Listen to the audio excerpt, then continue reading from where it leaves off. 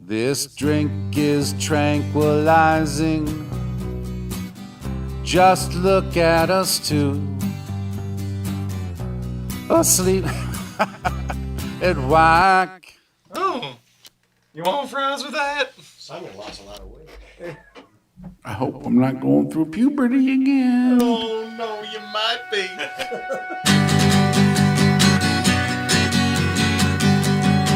It's a Pixies Podcast, an unvarnished, unfiltered document of the true creative process.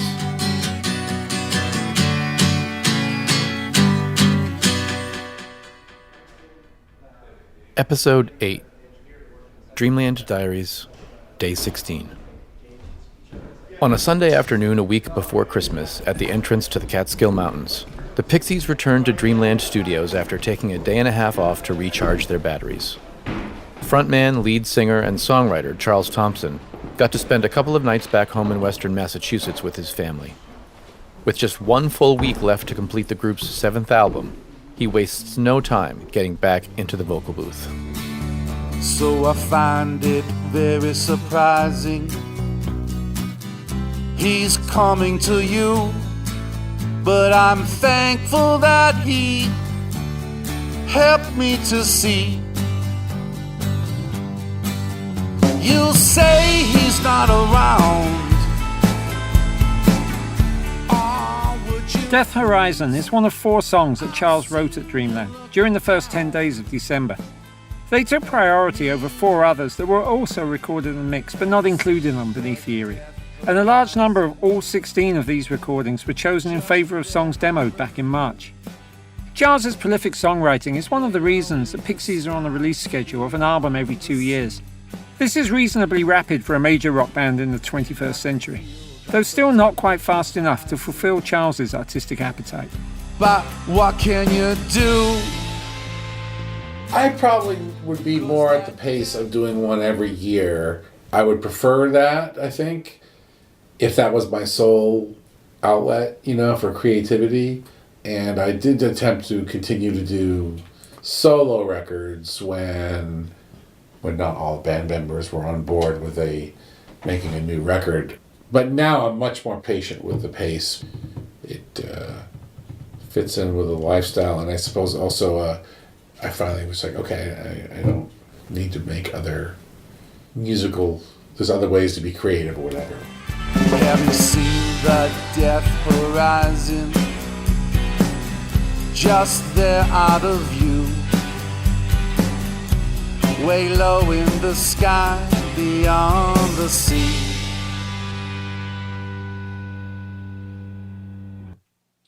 Oh, yeah. That sounds great, Charles. Having talked extensively about Pixies these past 2.5 weeks, Charles infuses the chance to discuss his visual art. For the next half hour, at the dining room table at the far end of the church from the control room, he elaborates on his increasing dedication to this additional creative outlet. When I took a painting, it was like, oh, okay, so I'm getting I don't have to talk to anyone, I don't have to answer to anyone, there's no expectation, and I'm down here painting for however many hours I could get away with it during the day. And it's like, okay, I'm really satisfied. That part of my brain got used or whatever. I don't feel constipated. With his vocal for Death Horizon successfully completed, Charles now turns to the song with working title Chamberman, for which he has recently fine-tuned the lyrics.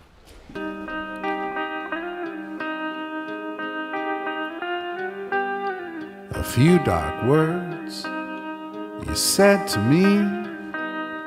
I drew a blank, and then I flew.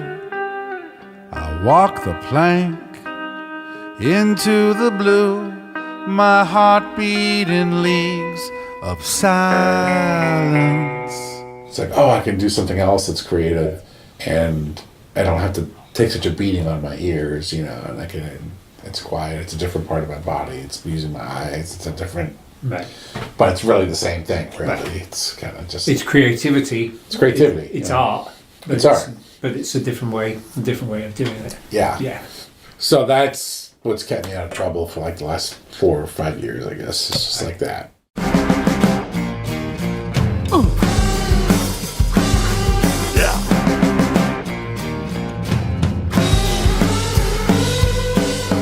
While Charles evidently thrives on the social aspect of the recording studio, he's equally content with the relative solitude of his painting studio. I mean, I'm 53 years old, you know what I mean? I'm just like, hey, I just want to hang out and paint, man, and like listen to some cool records, and I don't necessarily want to like talk to anyone. I mean, it's okay if someone comes and visits me, I talk, but it's good to be alone. It's good to be creative. It's like my own personal art school, but I'm the teacher and the student and the administrator and the everything. And it's all, I'm just like, just go. That's what I do when I'm not doing this. It's like kids go off to school and I'm just like, am I not needed here? I will be at my art space until the school buses come back. That's where I'm going. And that's what I go do. I played the fool, and when it passed, the gadflies swarmed, and then they died. I joined these English guys, actually, called the Stuckists. You know who Billy Childish is? Yeah, I know Billy Childish. Yeah, he was like the original Stuckist. He only was in them for a year, and then he was like, oh, fuck these guys. But I love their manifesto. So they're kind of like anti-conceptual art, and if it's not art outside of the exhibition environment, it's probably not art. In other words, here's my art. It's a glass of whiskey. Right. Well, out of the environment of the gallery, whatever. Yeah. Is it art? No, it's a glass of whiskey. With venom wine and golden dawn, silver bullet in the chamber turning. That's great. Hearing the new lyric delivered with a bit of conviction there it's really cool. And also their premise is pro-art brute. It's like, hey, you don't have to be a good painter. It's your right as a human being to paint. This is primal. You put pigment on your finger or on a stick, and you put the pigment on the wall of your cave, and that is what you're supposed to do. It's like that kind of, and it's like that. I totally got it. I was like, awesome. I don't have to learn shit. I don't have to like impress anyone. Don't edit yourself. Just fucking do it. That's all that matters. It's like, I liked it. I just want to paint. I just want to like smoke a joint, listen to some music, and paint with no one talking to me for like 4 hours. Just leave me alone. Just let me paint. Next up for Charles on today's list of vocals is Bird of Prey, the newest of all the songs written in the studio. I'll set my broken bone with a twist and a crack. Now your cover's blown. You buried me, but I came back. You've stolen my tomorrow, so I come for it today. You stole it when you stole my yesterday. I've been painting the same 3 people for like 4 or 5 years, from a certain time period in their life. They're all artists. Famous French poet Paul Eluard. He marries this woman, Elena Ivanovich, or whatever her last name is. Very young. She was like 17 or something. A girl. Back in backwoods Russia, in a man's world. How the fuck do I get the hell out of here? Yeah. Get somewhere more interesting. That's just like I'm working on for. Meets Paul Eluard, they marry, right? So they lived this very bohemian lifestyle for a few years. He's in the surrealists, he's hanging out with André Breton and all these people. He's the only guy of all these artists, all these surrealists and Dadaists, or whatever they want to call themselves at the time. He's the only one that's got a house. 3 years they lived in this one house in a town called Saint-Brice-en-Forêt. Saint-Brice-en-the-Forest. It's about 10 miles outside of downtown Paris. The 2 of them live in this house. Bohemian lifestyle, just doing their thing. And they live in I guess what you would call a menage a trois or whatever, with another artist who's joined them to hang out with them. Max Ernst is the other painter. And she's not really well loved by a lot of the other surrealists. She's considered a shark. She's considered manipulative. She's hard-nosed. She's not a fucking artist. She's a manager. Salvador Dali comes along. She's like, yeah, see ya, Paul. We're going to figure this out. We're going to take over the world. And they do. Right? She becomes Gala Dali. I paint these 3 people, and I paint their house. So Gala's got a lazy eye. She's got this. So if I can somehow have a lazy eye, I know it's her. Max Ernsty's got these big giant lips. I got big lips, I know that's Max.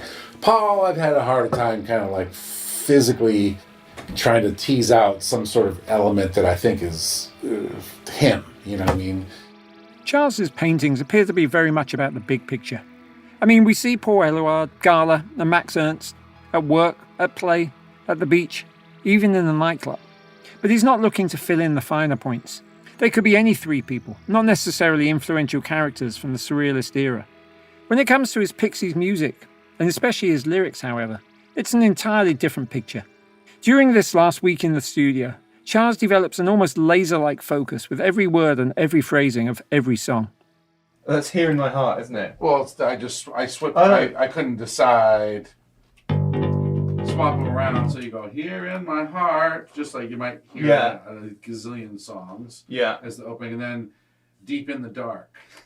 Oh yeah, that's good. Just swap that around. That's better, actually. Switch them around. Yeah, way better. Just got 10% more gothy. Yeah. 10% more gothy. In my heart, I hear you far away, deep in the dark, my little bird of prey. I have your mark.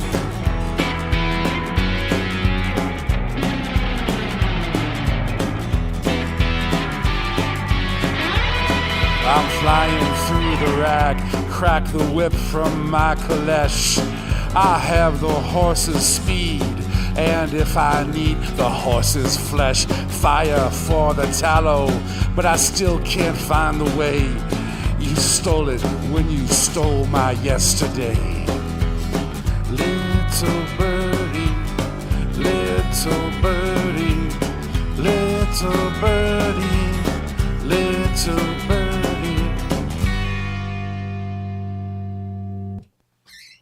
Great, that was really good. Okay. On Graveyard Hill is the new title for the song that was recorded as Whaleback Hill during the first week at the studio. Neither composer nor producer seems happy with the lyrics as they currently stand, and they wind up a busy day of vocals by discussing the perceived problem. It just sort of feels like to me that whatever the sort of more internalized, clever, poetic lines or whatever, they're not good enough for me to not care that they don't have a meaning. Sometimes you can latch onto a song just even if things don't quite add up or whatever. Yeah. In a lot of senses, like if they're cool lyrics. But yeah, I was trying to decipher. I was trying to figure out this weekend. I was like, all right, just thinking back, what is surfacing as the weakest link? And it was like, it's that one. Not that it has to be super dumbed down or anything like that, but I think it's too faux smart right now. A little, yeah, okay, yeah. Who's on the top of your mountain? Who is your favorite subject? What is your greatest achievement? What is your favorite object? What is your favorite object?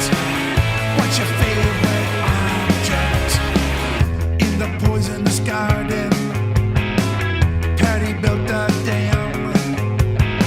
He's covered up in blood, 'cause he's a Mayflower man. He's a real Mayflower man. He's a Mayflower man. At the very least, I want to attempt to see what a different chorus with a different lyric might look like. It's just something about the words or something. It's just not coming off as quite authentic enough or something. It just sounds a little bit like I'm trying to be something that I'm not. Okay.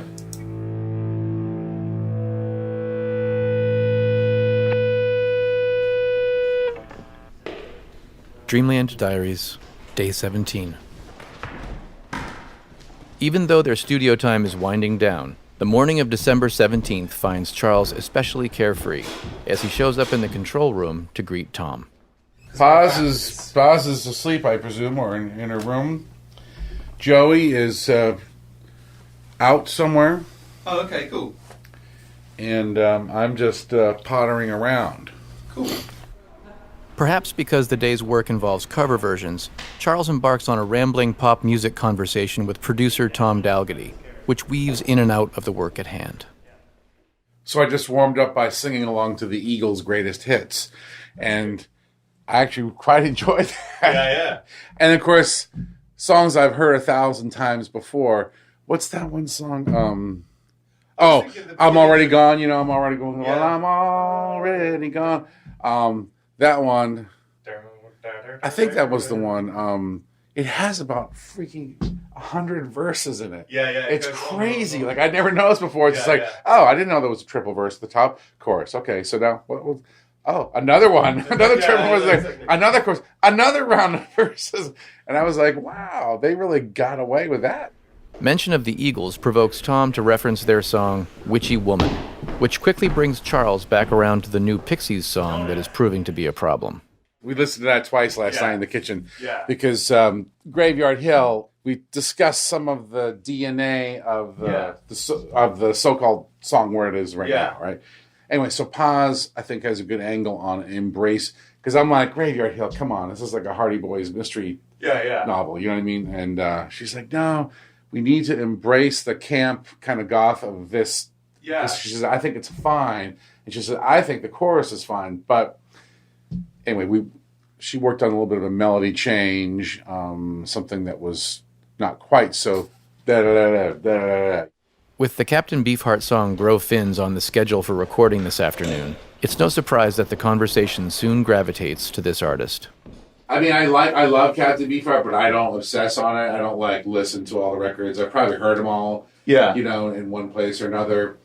But that one record, the cover that I really want to do, that record is my favorite one. Yeah. And it's called Spotlight Kid. And it's really, really good record, and it's just really listenable, even though... Is that a later 70s one, or...? It's the early 70s. It's like 73. Right. And but just the sounds are nice, all the guitar tones and everything, and it's just like a nice oral experience. Yeah. Under his real name Don Van Vliet, Captain Beefheart, who passed away in 2010, was another musician who embarked on a painting career in his 40s. Despite this positive precedent, the Pixies' Charles Thompson was long wary of being considered a dilettante for picking up a paintbrush. I probably avoided painting for so long, thinking, what am I have no right. That's like some musician who decides, like, I want to be an actor.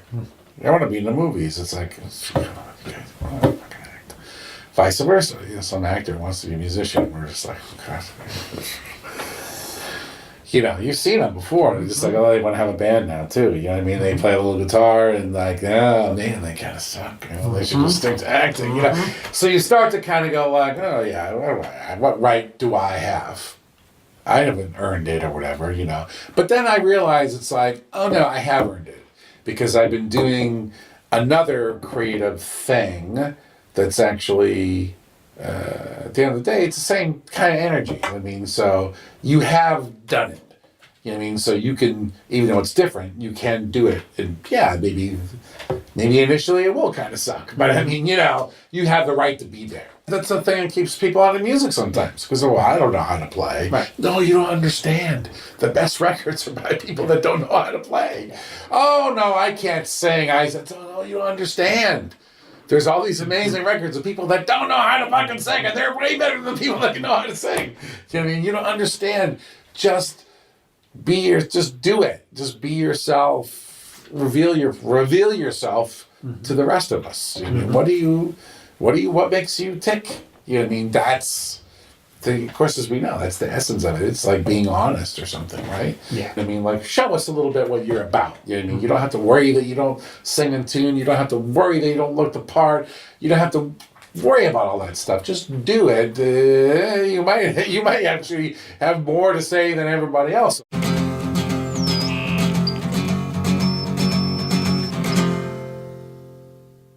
I'm just downloading some Cymbalom samples. Cymbalom? Yeah.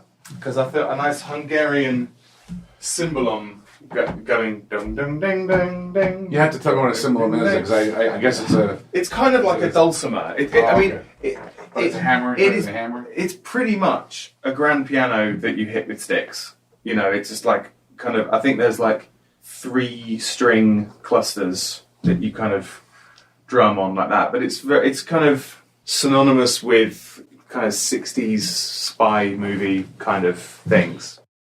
In the studio, Tom was constantly shaping song arrangements, and especially their introductions. His ideas came to fruition on Catfish Kate, Long Rider, This Is My Fate, and also, as Charles hears it for the first time, with Beneath the Eyrie's opening track. So when I was doing Mark of Cain, and I was like, oh, I need to put some kooky shit at the front of it. So I sort of, instead of just doing a mix, I ended up making this whole little backwards guitar, Beatlesy. I'll play it again, because I was just like, I wasn't. Yeah. Now I'm oriented. So it sort of goes like.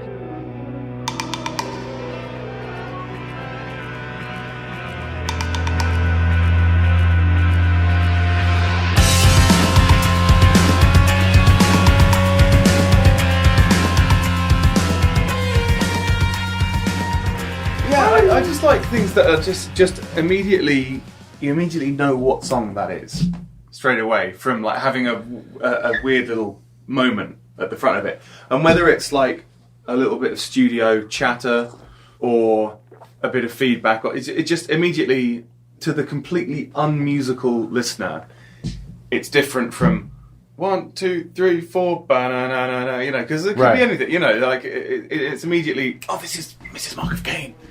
Tom now plays Charles his suggested Cymbalon melody, with immediately positive results.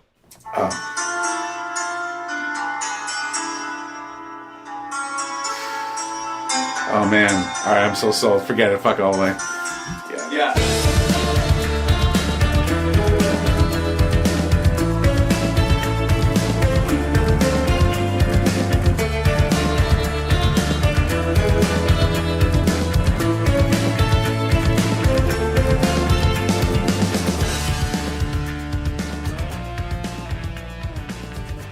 Either of you had any breakthroughs with Up on That Graveyard Hill? Tonight, we'll have some food and work on it together. But we really like the idea of it being about the belladonna, which is the plant, the poisonous plant. Okay, yeah. Who is also in Greek mythology, Hecate was associated with this plant.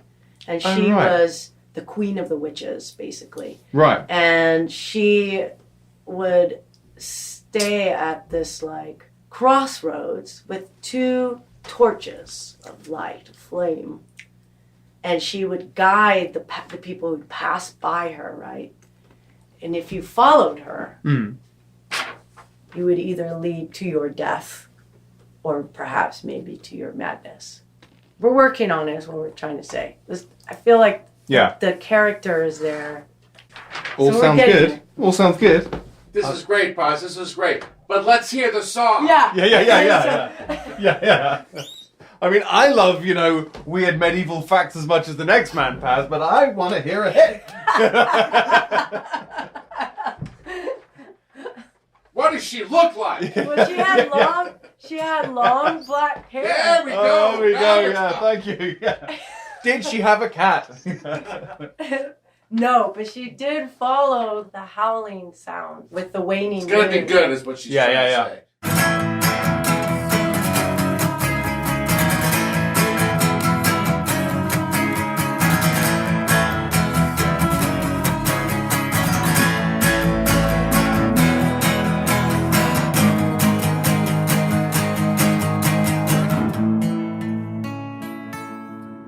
A couple of days later, the repeated discussions about On Graveyard Hill will finally reach fruition.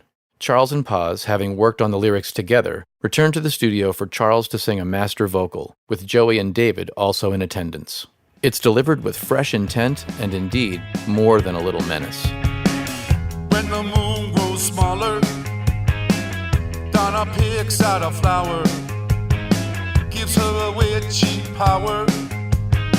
They're in the witching hour, in the witching hour. When your name is Charles Thompson, singing is a physical activity. But so at times, at least for Charles, is the practice of painting. Anyway, some of my stuff is kind of like turned into more into like, well, I don't know how to fucking draw or paint, but I can make a pretty good figure 8 here. This is like, my arm is really good at doing this. I can just do this all day long, in fact. And I'm going to do it. I'm going to do this for a lot. And what's wrong with this picture now? That line is not very confident. That shape there. And so anyway, I've been kind of doing some stuff that's not based on a study or whatever, right? It's not based on a sketch. It's just based on feeling. Physical kind of, almost like doing Tai Chi or something, you know what I mean? In the poisonous forest, Donna lights up her torches.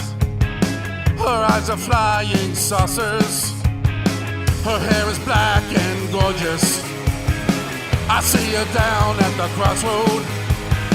But she can lead you to madness.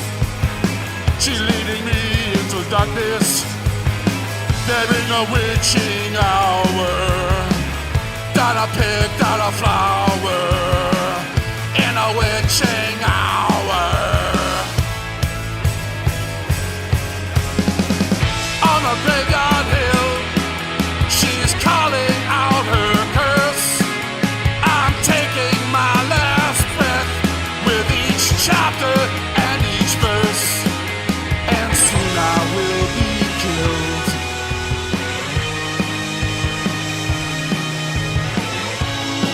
Cool.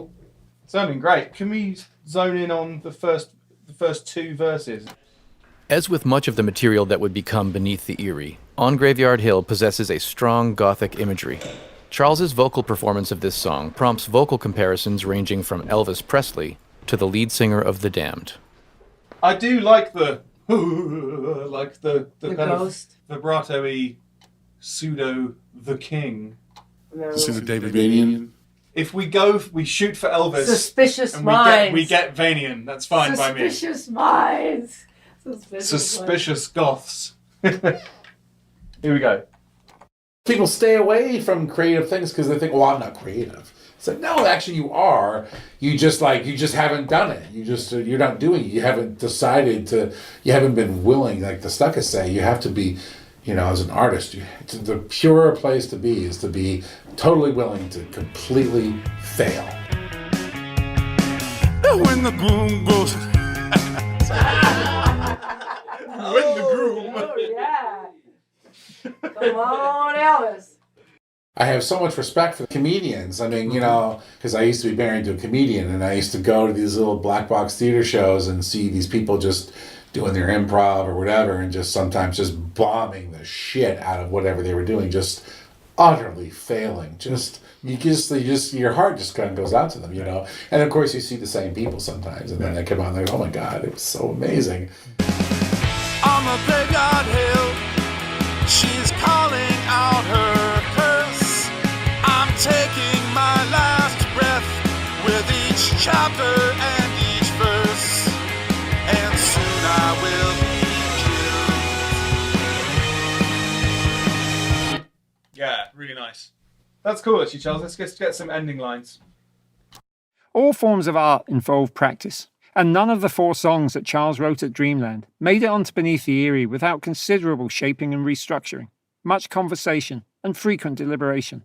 The desire to create may be the beating heart of Charles's artistic existence, and a willingness to fail built into that desire. Nonetheless, it's a determination to perfect that's at the core of the Pixies album process. And soon I will be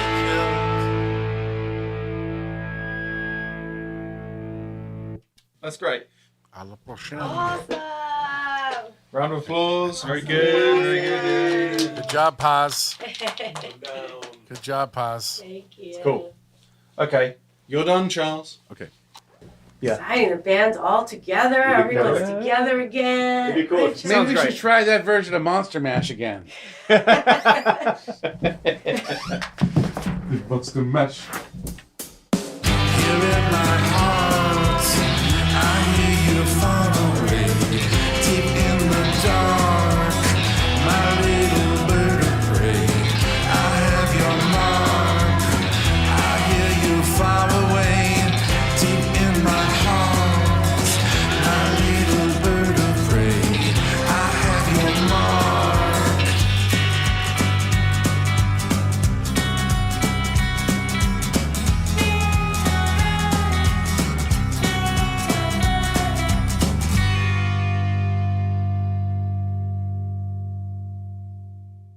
Next week, it's a Pixies Podcast, Episode 9. Joey Santiago reclaims his mojo and goes to town. It's actually a command, you know? Shut the fuck up. Oh! All right. I don't want you to know what the hell you're doing.